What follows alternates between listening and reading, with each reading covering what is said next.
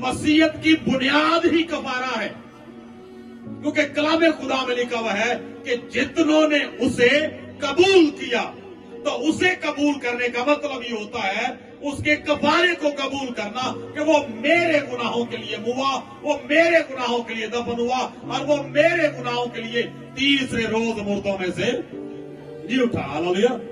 तो ये मसीयत की बुनियाद है, ये ईमान।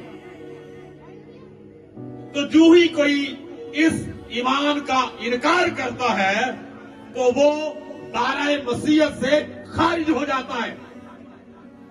आज रोए जमीन पर आपको बहुत सारे ऐसे खुदावंद यस्सु मसीह का कफारा जो है, दर हकीकत यही मसीयत की बुनियाद है। मसीयत की बुनियाद ही कफारा है, क्योंकि कलाम खुदा में लिखा हुआ है कि जितनों ने उसे कबूल किया, तो उसे कबूल करने का मतलब ये होता है उसके कफारे को कबूल करना कि वो मेरे गुनाहों के लिए मुआ, वो मेरे गुनाहों के लिए दफन हुआ और वो मेरे गुनाहों के लिए तीसरे रोज मुर्दों में से जी उठा। हालेलुया।